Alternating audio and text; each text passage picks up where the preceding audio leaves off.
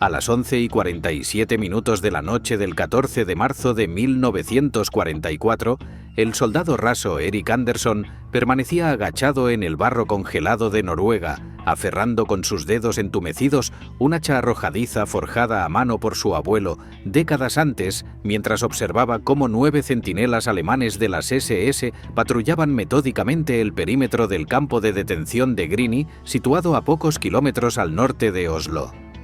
Los guardias de las SS se habían reído abiertamente 3 semanas antes, cuando confiscaron el hacha del abuelo de Erik durante el procesamiento rutinario que todos los prisioneros sufrían al llegar al campo, examinando el arma antigua con la curiosidad condescendiente de hombres que consideraban a los noruegos como campesinos atrasados que todavía se aferraban a reliquias de una era bárbara que la civilización alemana había superado hace siglos.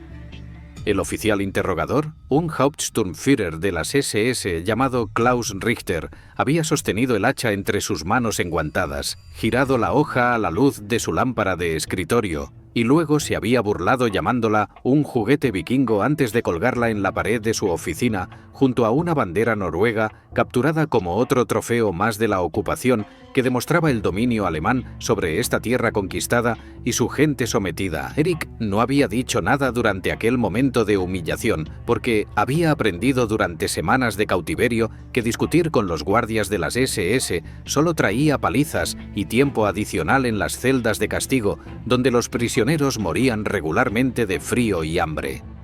En lugar de protestar, había memorizado silenciosamente cada detalle del edificio administrativo donde Richter tenía su oficina, calculando la distancia desde la ventana hasta la pared donde colgaba el hacha, estimando la altura del soporte donde la habían montado y planificando exactamente cómo recuperaría el arma de su abuelo cuando llegara el momento adecuado para actuar. En los siguientes 40 minutos después de salir de su escondite aquella noche de marzo, Erik Anderson recuperaría efectivamente esa hacha. Mataría a esos 9 guardias de las SS sin disparar un solo tiro que alertara al resto de la guarnición del campo, y lideraría a 17 combatientes de la resistencia noruega hacia la libertad a través de casi 20 kilómetros de territorio enemigo, patrullado por soldados alemanes, perros rastreadores y colaboradores locales que reportaban cualquier actividad sospechosa a las autoridades de ocupación.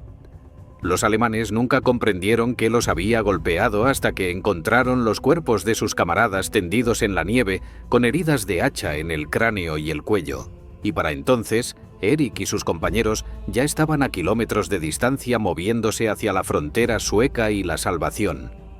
Erik Anderson nació en el año 1921 en Rjukan, una ciudad obrera en la región de Telemark, donde su padre trabajaba largas jornadas en las fábricas de aluminio que procesaban la bauxita importada para alimentar la creciente industria noruega, y donde su abuelo Gunnar Anderson operaba una pequeña fragua que era uno de los últimos vestigios de la tradición de herrería artesanal que había florecido en Noruega durante siglos antes de que la industrialización convirtiera tales oficios en curiosidades pintorescas que solo interesaban a los turistas que visitaban el país buscando experiencias auténticas de la cultura nórdica. El viejo Gunnar era uno de los últimos herreros tradicionales de Noruega que todavía fabricaba herramientas completamente a mano usando técnicas que sus propios antepasados habían empleado durante generaciones, trabajando el hierro y el acero en su fragua con martillos heredados de su padre y de su abuelo,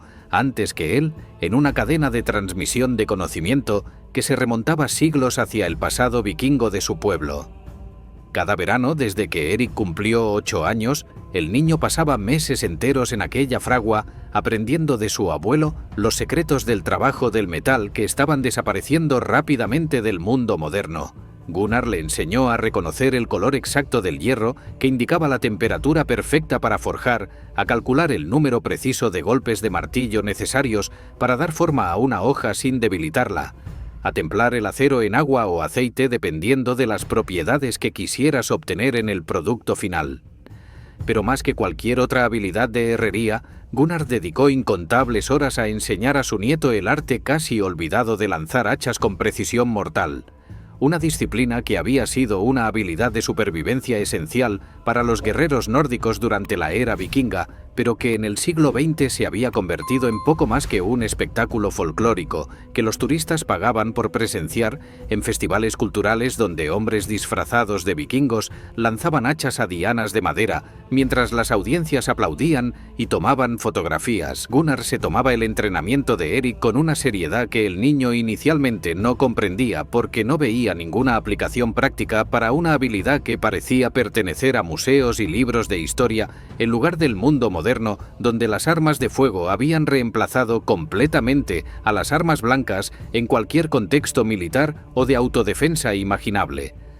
El anciano hacía practicar a Erik durante horas cada día de aquellos veranos, lanzando hachas a círculos marcados en troncos de pino desde distancias cada vez mayores que comenzaban a 3 metros y aumentaban gradualmente hasta alcanzar distancias que habrían parecido imposibles para cualquiera que no hubiera dedicado años a desarrollar la coordinación neuromuscular específica que el lanzamiento de hachas requería. Los hombros del niño ardían de fatiga. Después de cada sesión de entrenamiento, sus palmas se ampollaban y sangraban hasta que desarrollaron los callos gruesos característicos de quienes trabajaban constantemente con herramientas de mano. Pero Gunnar nunca lo dejaba abandonar la práctica hasta que hubiera completado el número de lanzamientos que había establecido para ese día. Para cuando Erik cumplió 16 años, podía hundir un hacha de mano en un objetivo de 15 centímetros de diámetro desde una distancia de 12 metros con una consistencia que habría asombrado a cualquier observador que comprendiera las dificultades técnicas involucradas en semejante hazaña de precisión. 9 de cada 10 lanzamientos desde esa distancia impactaban dentro del círculo objetivo, y los que fallaban generalmente lo hacían por márgenes tan pequeños que habrían sido letales de todos modos si el objetivo hubiera sido un cuerpo humano en lugar de un tronco de madera marcado con pintura. La técnica que Gunnar enseñó a Erik no dependía simplemente de la fuerza bruta del brazo lanzador, aunque ciertamente se necesitaba potencia considerable para enviar un hacha de más de 1 kilogramo volando a través del aire con velocidad suficiente para penetrar profundamente en su objetivo al impactar. La verdadera maestría del lanzamiento de hachas residía en la capacidad de leer instantáneamente la distancia al objetivo y ajustar el ángulo de liberación para compensar el número exacto de rotaciones que el hacha completaría durante su vuelo antes de que la hoja alcanzara el punto de impacto. Gunnar enseñó a Erik que un hacha de las dimensiones y el peso que ellos usaban completaba una rotación y cuarto en aproximadamente 4,5 metros de vuelo. 2 rotaciones completas en aproximadamente 7,5 metros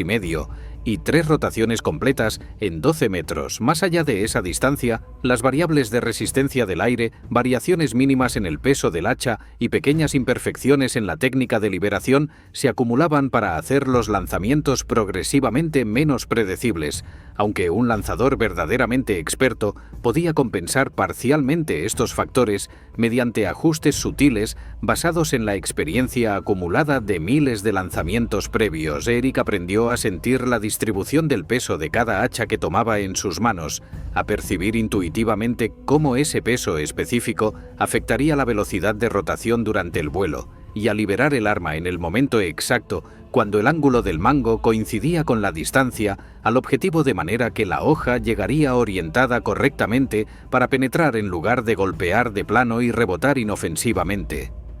Aprendió también a leer las condiciones ambientales que afectaban el vuelo del hacha de maneras sutiles pero significativas, compensando el viento lateral que desviaba la trayectoria, ajustando para la diferencia de densidad del aire entre días fríos y cálidos, e incluso teniendo en cuenta la humedad que podía afectar el agarre del mango de madera si sus manos estaban sudorosas por el esfuerzo o el nerviosismo.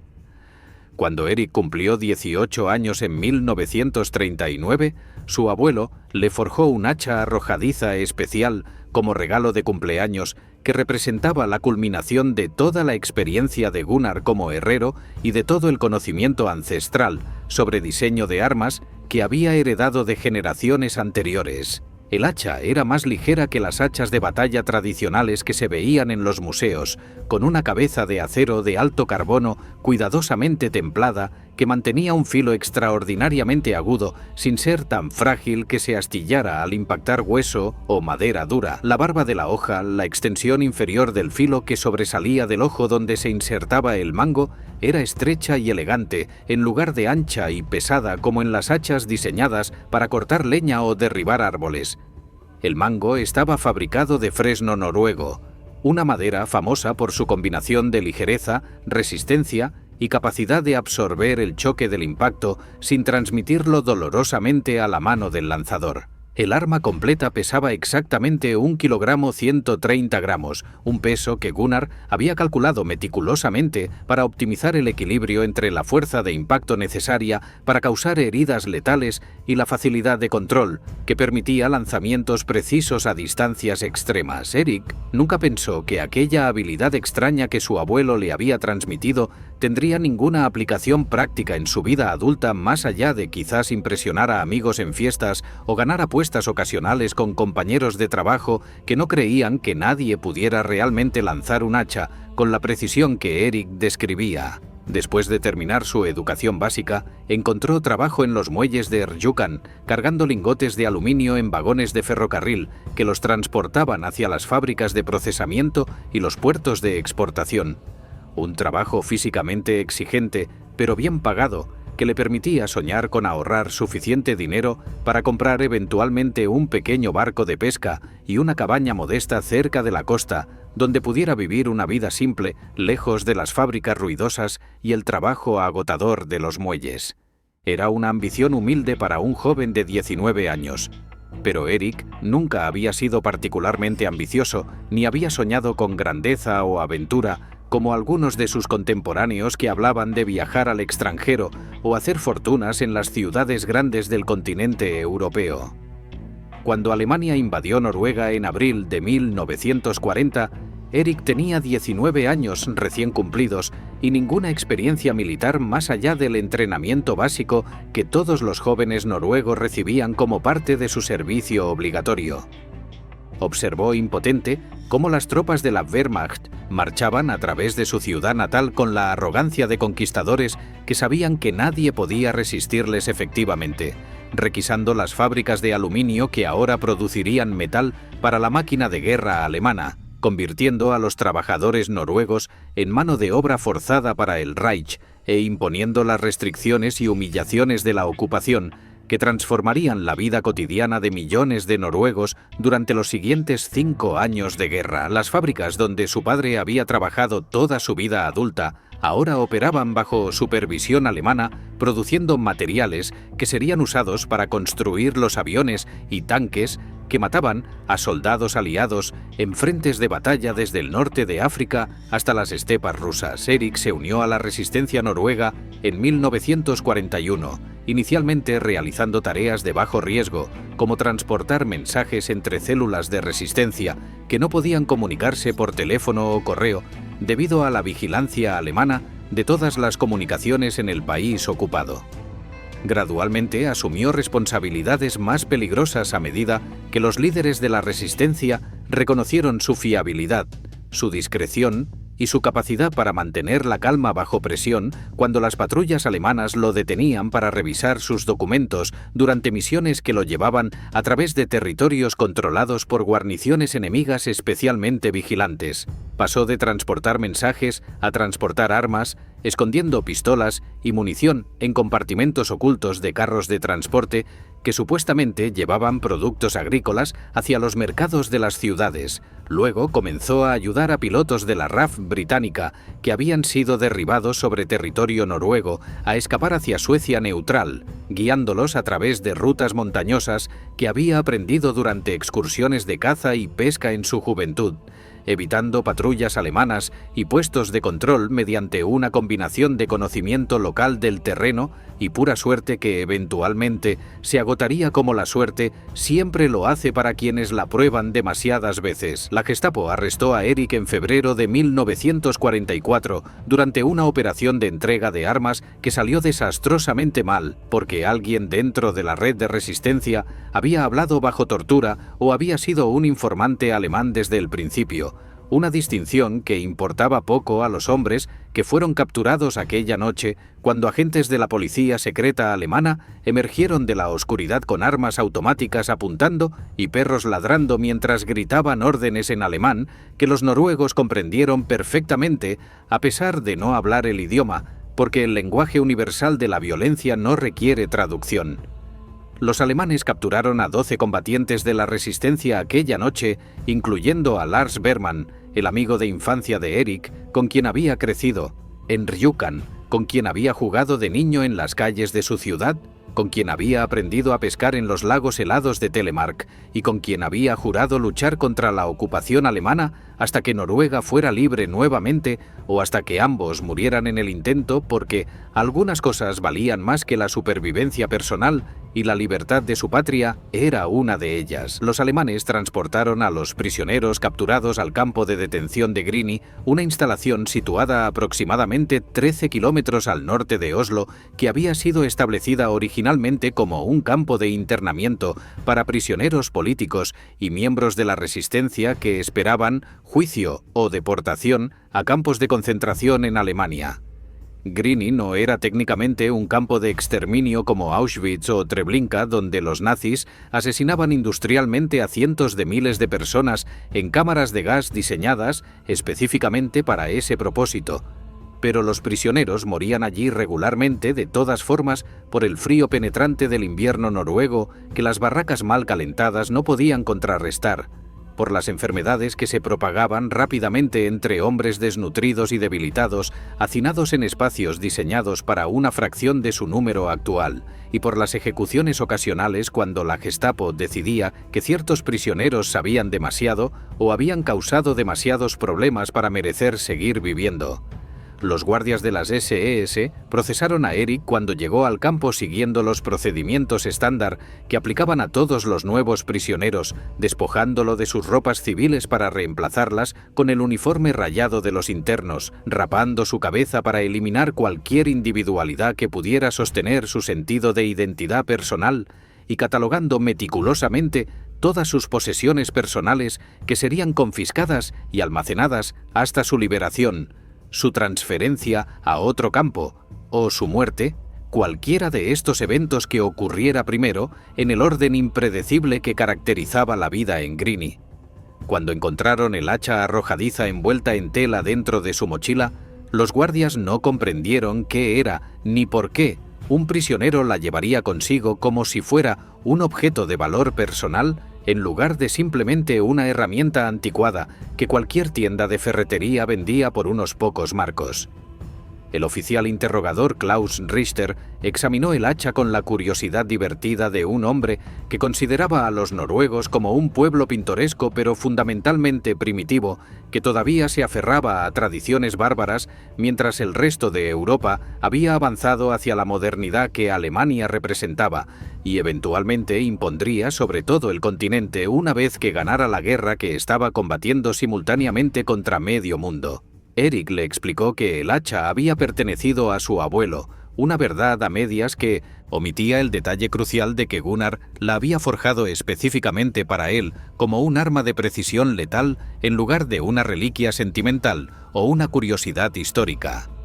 Richter se rió con el desprecio característico de los oficiales de las SS hacia cualquier cosa que no encajara en su visión del mundo como un lugar ordenado, donde la superioridad alemana era axiomática e incuestionable. Llamó al hacha un juguete vikingo que quizás entretendría a sus colegas cuando la vieran colgada en su pared, y la montó junto a la bandera noruega capturada como otro trofeo más de la ocupación, que demostraba cuán completamente los alemanes dominaban esta tierra y su gente supuestamente inferior. Erik observó todo el proceso sin mostrar ninguna emoción que pudiera alertar a los alemanes sobre la importancia que el hacha tenía para él o sobre los pensamientos que ya comenzaban a formarse en su mente sobre cómo podría recuperar el arma de su abuelo si la oportunidad se presentaba.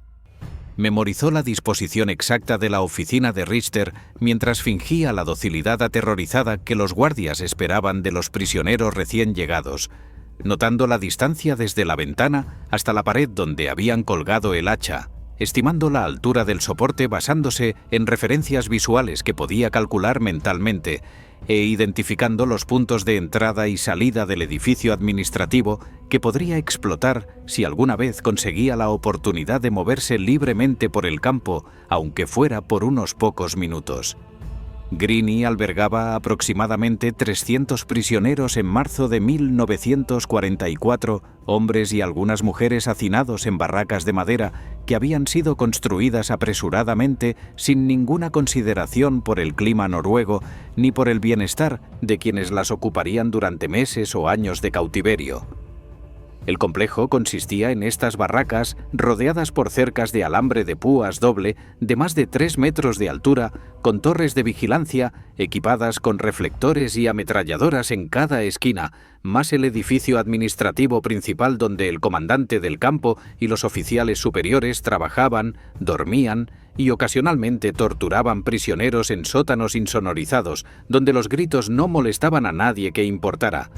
Los guardias rotaban en 3 turnos que cubrían las 24 horas del día, y el turno nocturno era el más reducido, con aproximadamente 12 hombres cubriendo todo el perímetro, porque los alemanes consideraban que el riesgo de fuga era mínimo durante las horas de oscuridad, cuando cualquier prisionero que se aproximara a las cercas sería detectado por los reflectores y abatido por los guardias de las torres antes de poder cortar siquiera el primer alambre de la cerca exterior. Erik observó a los guardias durante 3 semanas completas después de su llegada al campo, memorizando cada detalle de sus rutinas con la paciencia meticulosa de un cazador que estudia los hábitos de su presa antes de preparar la trampa perfecta que no dejará ninguna posibilidad de escape. Notó que guardias fumaban cigarrillos durante sus patrullas nocturnas, deteniéndose cerca de las brasas de las hogueras que mantenían encendidas para calentarse durante las largas horas de vigilancia en el frío cortante del invierno noruego.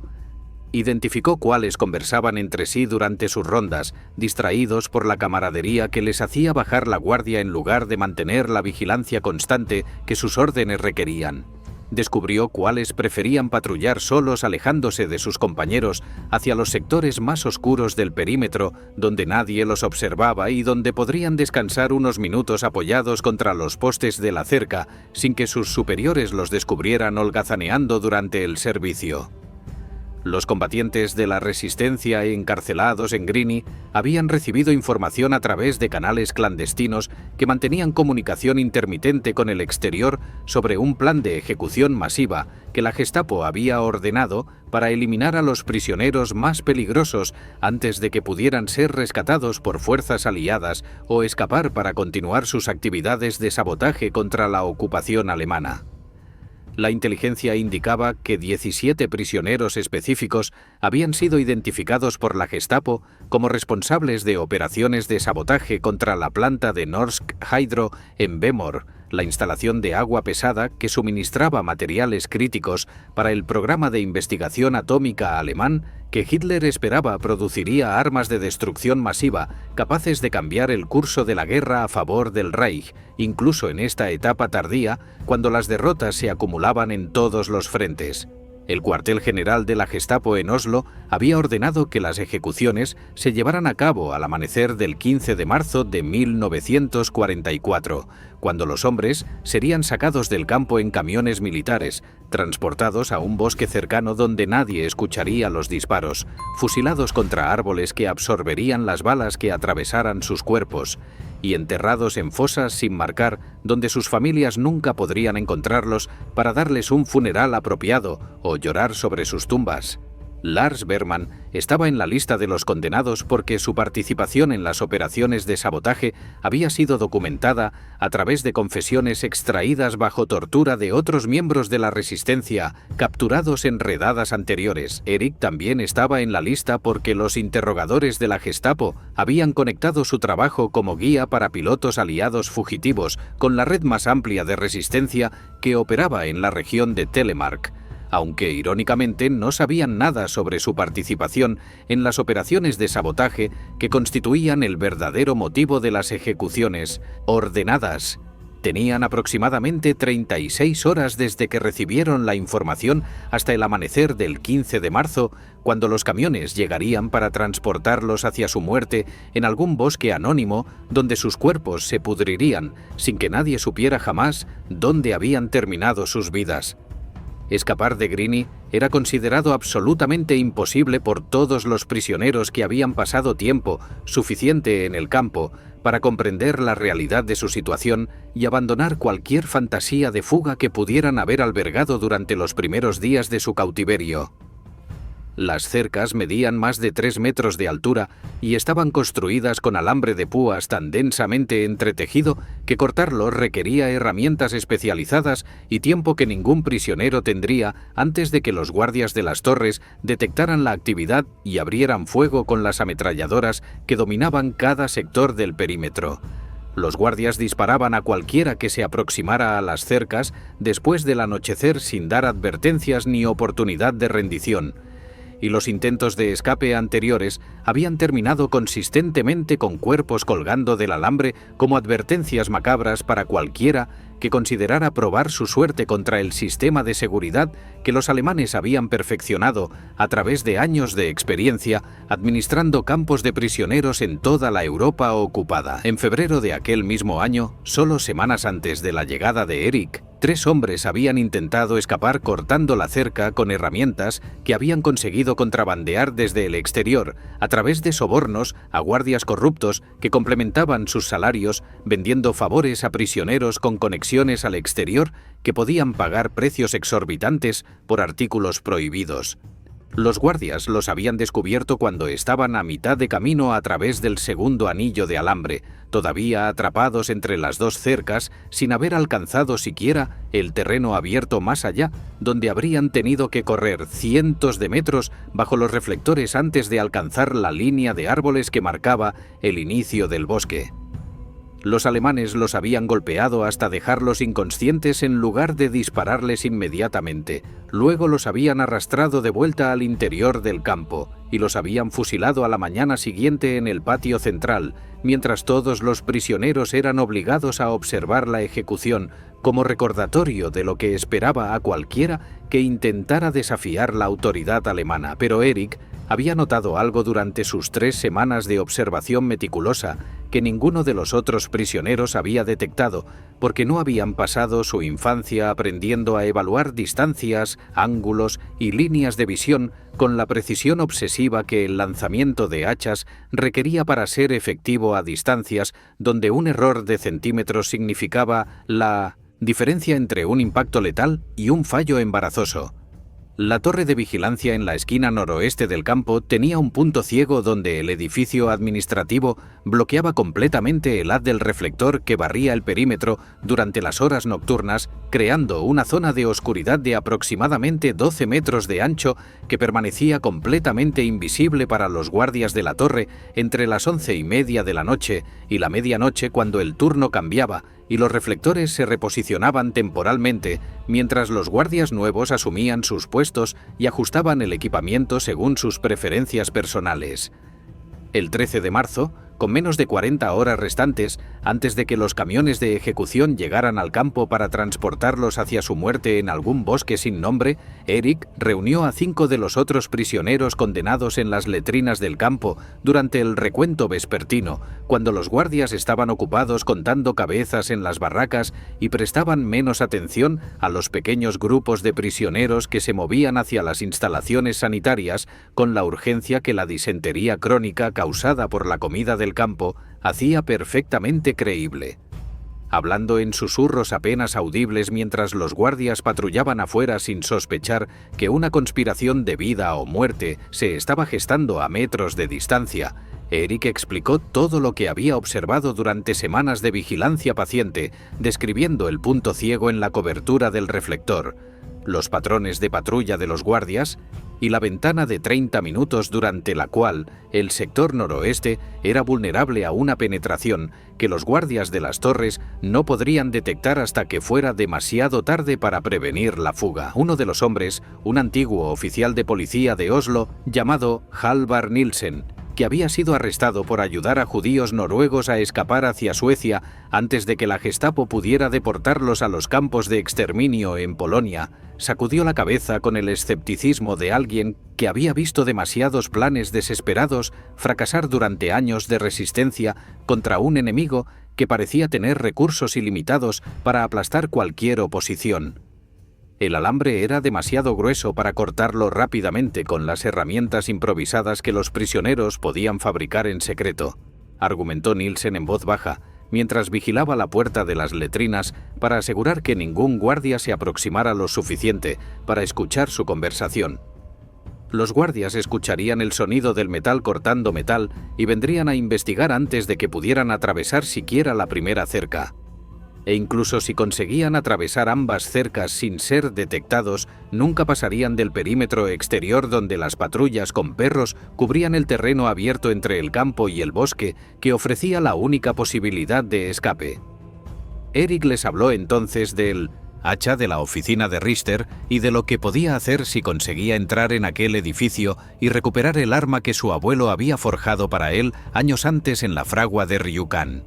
Describió cómo podía eliminar a los guardias uno por uno desde distancias que harían imposible que gritaran una advertencia antes de que el hacha los alcanzara, silenciando cada amenaza sucesivamente hasta que el camino hacia la libertad estuviera despejado de enemigos que pudieran dar la alarma.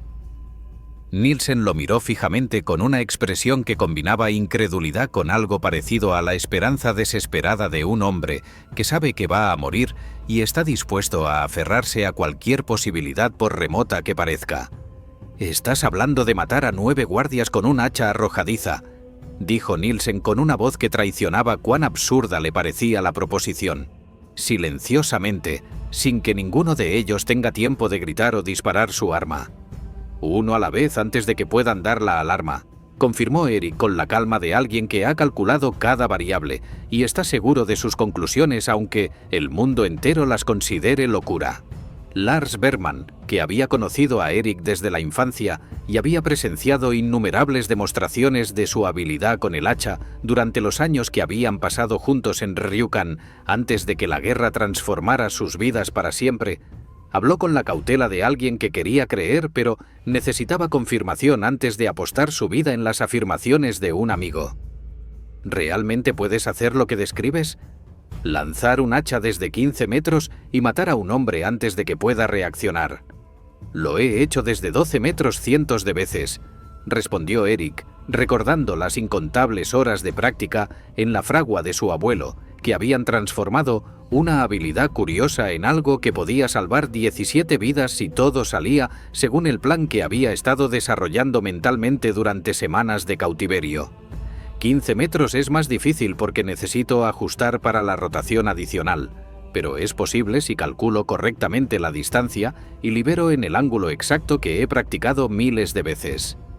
Otro prisionero, un granjero llamado Olsen, que había sido arrestado por esconder armas de la resistencia en su granero, se inclinó hacia adelante con la expresión intensa de un hombre evaluando si su vida dependía de la veracidad de lo que estaba escuchando. ¿Has matado hombres con hachas arrojadizas antes? Objetivos de madera, respondió Erik honestamente porque no tenía sentido mentir a hombres con quienes iba a arriesgar su vida en pocas horas. Troncos de pino marcados con círculos. El principio es el mismo aunque el objetivo sea diferente. La física del vuelo, la rotación, el impacto, todo funciona igual sin importar si estás lanzando contra madera o contra un cráneo humano. Nadie habló durante 20 segundos mientras cada hombre procesaba las implicaciones de lo que Erik estaba proponiendo, evaluando las probabilidades de éxito contra la certeza de muerte que les esperaba si permanecían en el campo hasta que los camiones de ejecución llegaran al amanecer del 15 de marzo. Finalmente, Nielsen asintió lentamente con la aceptación fatalista de un hombre que comprende que algunas situaciones solo ofrecen opciones malas y peores, nunca opciones buenas. Si puedes llegar hasta esa hacha y si puedes eliminar aunque sea la mitad de los guardias antes de que den la alarma, el resto de nosotros podemos asaltar la puerta mientras están confundidos. Tendremos armas de los guardias caídos, elemento de sorpresa y oscuridad para cubrir nuestra huida. ¿Cómo entras en la oficina de Richter?, preguntó Lars, planteando la cuestión logística que determinaría si el plan era factible o simplemente una fantasía de prisioneros desesperados.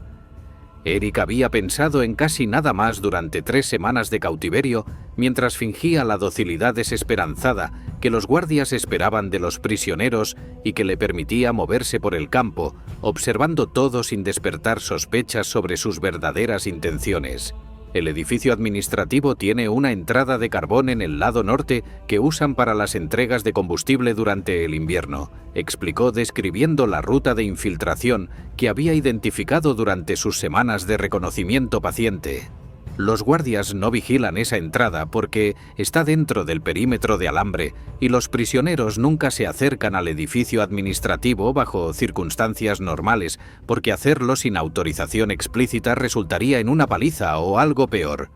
Puedo deslizarme hasta allí durante la confusión del recuento de las 11, cuando los guardias están ocupados contando prisioneros en las barracas, moverme a través del sótano donde almacenan el carbón, subir por las escaleras de servicio hasta el segundo piso donde están las oficinas de los oficiales. La oficina de Richter está en la esquina sureste del edificio. Vi exactamente dónde colgaron el hacha cuando me procesaron el primer día. Los 6 hombres acordaron intentar el escape la noche del 14 de marzo, porque cada hora adicional que pasaban en el campo los acercaba al amanecer del 15, cuando los camiones de ejecución llegarían para transportarlos hacia una muerte segura en algún bosque donde sus cuerpos serían enterrados sin ceremonias ni testigos. Erik pasó todo el 14 de marzo memorizando las posiciones de los guardias durante cada recuento, cada distribución de comida, cada cambio de turno, construyendo un mapa mental de exactamente dónde estaría cada alemán en cada momento de la noche para poder planificar su ruta de eliminación con la precisión que la operación requería. Calculó las distancias de lanzamiento desde la ventana de Richter hasta cada punto donde los guardias típicamente se detenían durante sus patrullas, determinando que la estación más cercana estaba a aproximadamente 13 metros, mientras que la más lejana estaba a más de 20 metros, una distancia en el límite extremo de su capacidad donde la precisión se volvía significativamente menos confiable, pero donde un lanzamiento exitoso seguía siendo posible si ajustaba correctamente para las rotaciones adicionales que el hacha completaría durante el vuelo más largo. A las 10:45 de la noche del 14 de marzo, la temperatura había bajado a varios grados bajo cero